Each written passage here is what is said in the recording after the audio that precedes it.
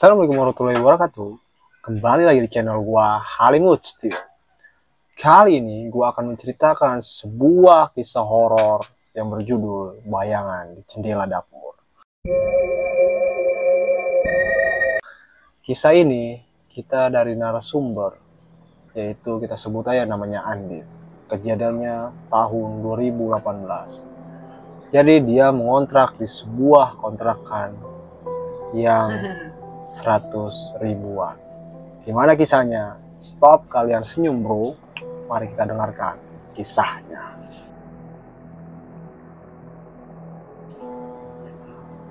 Namaku Andin. Tahun 2018, aku baru saja menikah dan tinggal bersama suami di sebuah rumah kontrakan kecil di daerah Jombang, Jawa Timur. Saat itu kami baru memulai kehidupan dari nol. Suami bekerja sebagai supir pick up. Aku menjahit di rumah. Karena penghasilan kami pas-pasan, kami mencari tempat tinggal semurah mungkin. Seorang tangga memberi info bahwa ada rumah kontrakan murah di ujung desa, hanya 100.000 rupiah per bulan. Awalnya aku tidak percaya, tapi setelah dicek, benar adanya sebuah rumah mungil berdinding bata ekspos, berlantai semen, dan 2 kamar dan dapur yang menghadap langsung ke sawah luas yang sepi. Pemiliknya tinggal di kota dan tidak sering datang. Apa ini rumah sebelumnya kosong? Tanyaku pada tetangga sebelah. Kosong cukup lama, tapi kalau kamu kuat, ya silakan tinggal, jawabnya sambil tersenyum aneh. Aku hanya mengangguk, walau hatiku merasa sedikit was-was. Kami pindah pada tanggal 3. Malam menjelang maghrib, aku masih ingat betul saat menurunkan kardus dari motor. Angin tiba-tiba tertiup sangat kencang, padahal tidak ada hujan, langit cerah dan sawah sunyi. Beberapa daun pohon pisang di belakang rumah bergoyang liar, seolah ada yang lewat. Aku merinding seketika, tapi mencoba menepis perasaan itu. Malam pertama, kami habiskan dengan membersihkan rumah, dengan menata barang, dan belum punya banyak perabot, ruangan terlihat kosong. Ada satu cermin besar yang menempel di dapur, mungkin peninggalan penghuni lama. Cerminnya buram seperti berkabut dari dalam. Saat kutanya ke suami apakah bisa dilepas, ia bilang biarkan saja dulu. Malam-malam begini gak enak mindahin barang aneh. Kami pun tidur di kamar depan. Sekitar jam 2 pagi, aku terbangun karena mendengar suara gemeretak sendok dari dapur. Kukira tikus, tapi suara itu teratur, seperti ada yang memindahkan sendok satu persatu dari rak. Aku bangunkan suamiku, kami menuju dapur bersama, tapi tidak ada apa-apa.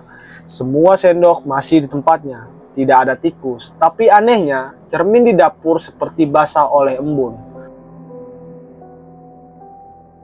Padahal tak ada ventilasi terbuka. Esok harinya, aku bertanya pada tetangga sebelah, seorang ibu tua bernama Bu Yati.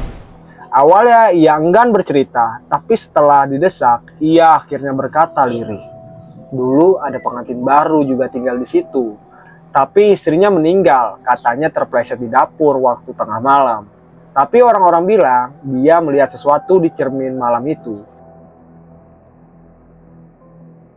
Sejak itu, rumah itu kosong, orang bilang arwahnya belum pergi. Hatiku mencelos. Tapi aku dan suami sepakat untuk bertahan, karena belum ada pilihan lain. Hari-hari berikutnya, gangguan mulai muncul pelan-pelan. Setiap malam sekitar pukul 2 hingga 3 pagi, aku selalu terbangun entah kenapa, kadang-kadang suara benda jatuh, kadang suara keran yang terbuka sendiri, padahal tidak ada aliran air. Tapi yang paling sering terjadi adalah suara langkah kaki dari dapur. Langkahnya pelan, berat, seperti orang sedang menyeret kakinya. Setiap kali aku menuju dapur untuk memastikan tidak ada siapa-siapa, tapi selalu cermin itu berembun dan retak halus di sudut kanan atas. Dan makin lama retaknya makin besar. Suamiku sempat menyiramnya seluruh tubuh dengan air doa dari masjid. Tapi gangguan itu tidak berhenti. Malam semakin menjadi. Lampu kamar mandi sering mati sendiri. Piring di rak jatuh sendiri tengah malam. Bahkan ada malam ketika aku bangun karena mendengar suara isak tangis pelan dari arah belakang rumah. Puncaknya terjadi pada malam Jumat Kliwon. Aku sedang mencuci piring di dapur sekitar jam 10 malam. Suamiku belum pulang dari narik pickup. Saat itulah aku melihat bayangan perempuan berdiri di luar jendela dapur. Rambutnya panjang menjuntai ke bawah, tubuhnya kurus, bajunya putih tapi kotor. Ia tidak bergerak, hanya berdiri mematung. Tapi wajahnya tidak terlihat karena tertutup rambut. Aku terpaku, tanganku masih memegang piring, gemetar hebat. Aku menunduk membaca doa dalam hati. Dan saat berani menoleh lagi, bayangan itu sudah menghilang. Tapi saat aku menundukkan mencuci kembali, aku melihat bayangannya di dalam cermin dapur. Bukan lagi di luar jendela, tapi seperti berdiri di belakangku. Aku menjerit keras dan pingsan di tempat. Suamiku menemukanku keesokan paginya, tergeletak di depan lantai. Sejak itu, aku demam tinggi dan mimpi buruk terus-menerus. Dalam mimpiku, aku selalu berdiri menghadap cermin dan ada sosok perempuan yang menatapku dengan mata hitam lebar penuh darah. Lalu berbisik, "Tempatku, jangan ambil tempatku." Setelah kejadian malam itu, saat aku pingsan dari dapur, tubuh lemah selama hampir 3 hari, suamiku membawaku berobat ke puskesmas. Tapi dokternya hanya bilang aku kelelahan dan kurang tidur. Padahal aku tahu pasti itu bukan kelelahan biasa. Sejak aku sadar, aku merasa tubuhku berat, mataku cepat lelah, dan di malam hari aku terus mendengar suara-suara yang tidak bisa dijelaskan. Setiap menjelang tengah malam, suara tangisan samar mulai terdengar dari arah dapur. Kadang seperti perempuan, kadang seperti anak kecil. Tapi saat membuatku makin takut, lantai dapur yang semula ku sapu bersih setiap pagi selalu tampak basah dan berwarna merah kecoklatan. Suamiku awalnya mengira itu tumpahan teh, tapi setelah aku tunjukkan, dia mengelus dada dan berkata, "Ini bukan teh, tapi seperti darah." Kami mencoba bersihkan berkali-kali, tapi keesokan harinya, noda itu selalu muncul kembali di tempat yang sama, berbentuk seperti telapak kaki telanjang mengarah ke lemari dapur. Sampai akhirnya kami memutuskan melepas cermin tua yang menggantung di dapur itu. Kami berpikir itu mungkin sumber gangguan, karena sejak awal rasanya memang tidak biasa. Saat suamiku membuka mur cermin dan menurunkannya, tiba-tiba angin dingin menyapu ruang dapur. Seperti ada yang marah. Saat cermin berhasil dilepas, di balik dinding cermin itu digantung dan menemukan tulisan aneh seperti mantra Jawa kuno. Ditulis dengan arang dan darah kering. Tulisan itu sudah kabur, tapi aku bisa menangkap suatu kalimat yang membuatku tercekat. "Siji loro telu ojo nyawa aku." "Siji loro telu ojo nyawang aku." 1, 2, 3, jangan lihat aku. Dalam bahasa Indonesia aja. Malam itu kami taruh cermin di belakang rumah dan menutup dapur dengan tirai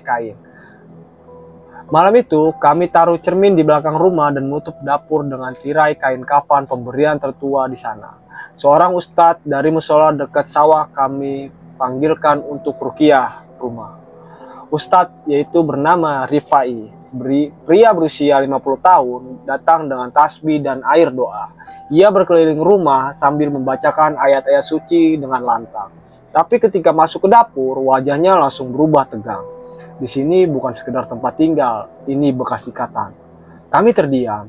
Ustadz Rifai menjelaskan bahwa rumah ini pernah menjadi lokasi ritual pesugihan.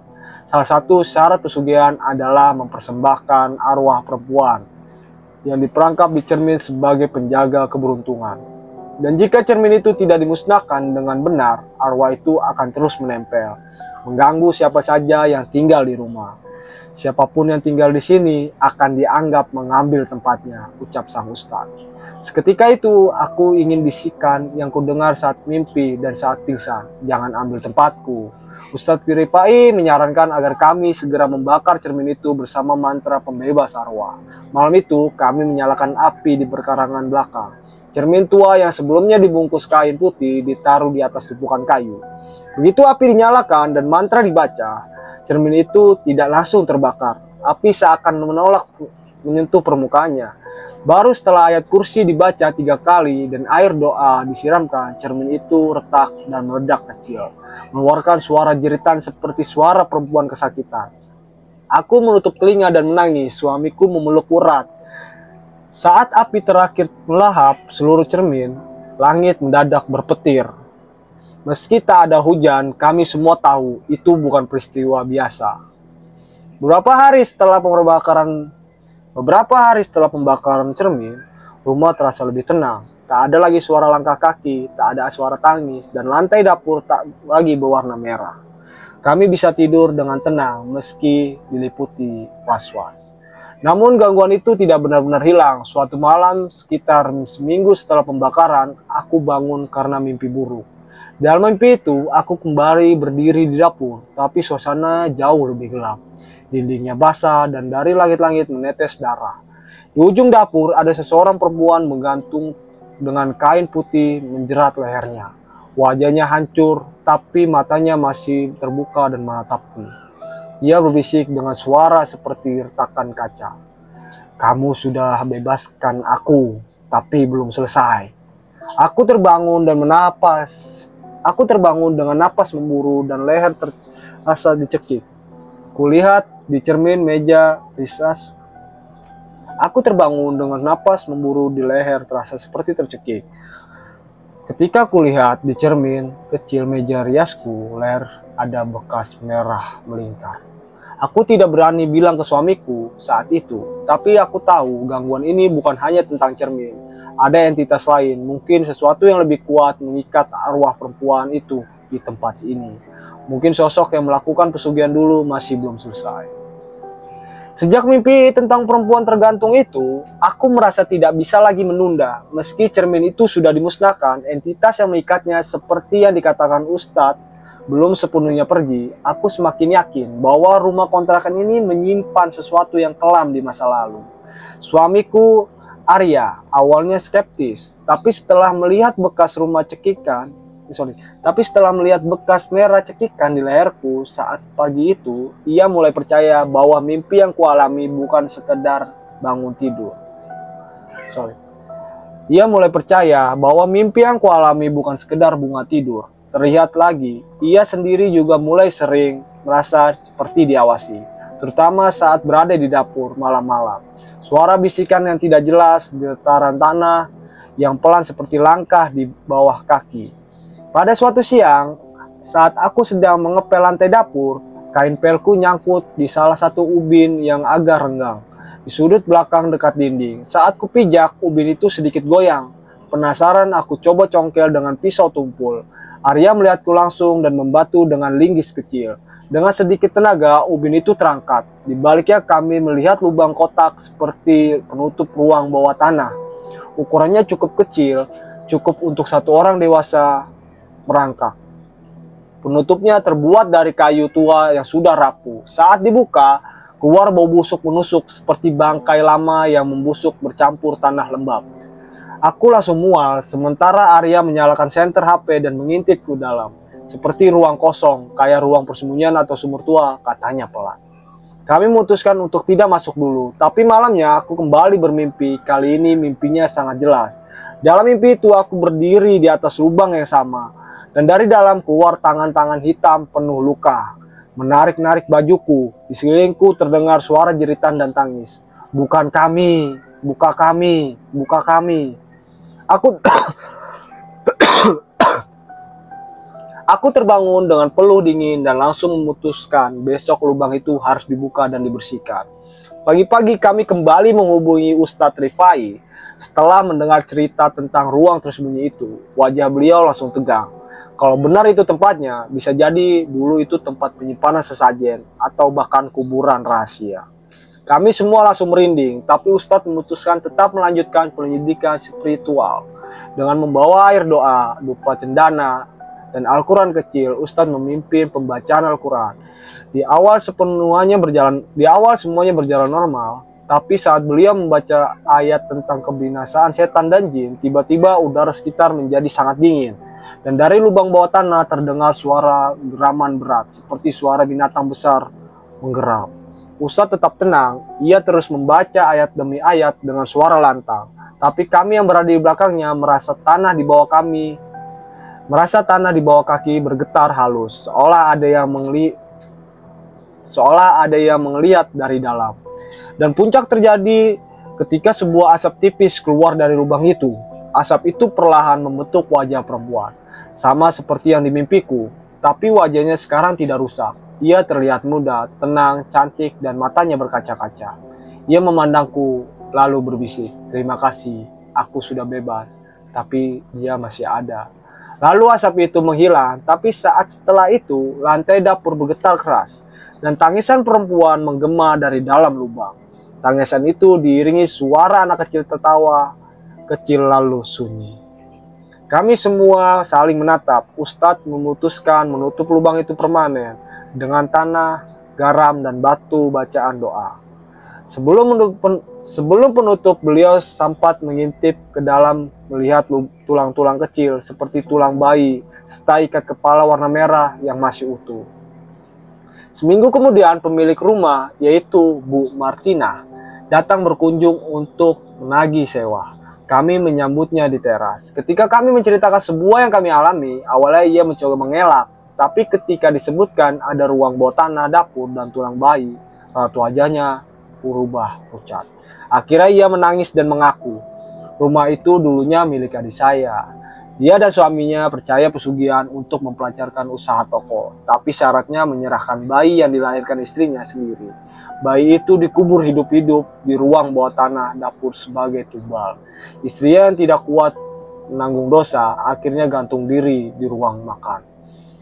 Kami semua terdiam, bulu kuduk berdiri. Sejak itu, rumah itu tidak pernah tenang. Lanjutnya, saya sudah beberapa kali mau menjualnya, tapi selalu gagal. Orang-orang bilang arwah di rumah itu tidak membiarkan siapapun pergi sebelum kebenaran diungkap. Kami hanya bisa mengangguk. Setelah semua kejadian itu, kami memutuskan untuk pindah. Kami tidak berani tinggal di sana lebih lama. Rumah itu kosong kembali. Menurut kabar terakhir dari warga desa, rumah tersebut ditinggalkan tanpa penghuni. Tidak ada yang berani menyentuhnya, bahkan tukang bangunan yang sempat diminta merenovasi mengundurkan diri setelah melihat bayangan perempuan berjalan di dapur. Hingga hari ini, rumah kecil di ujung sawah itu masih berdiri dan tertutup semak. Tapi malam-malam tertentu, warga yang lewat mengaku masih mendengar suara isak tangis dan suara bayi menangis pelan dari arah dapur. Sebagian percaya walau arwah perempuan itu sudah tenang, arwah bayi yang dijadikan tumbal belum bisa lepas. Dan selamanya belum selesai, rumah itu tidak akan pernah tamat. Oke, gitu aja video horor kali ini. Jangan lupa kalian subscribe untuk video dan kisah-kisah kalian. Kalau mau diceritakan, langsung masukkan ke email gua. Thank you so much. Halimuts team. Uch.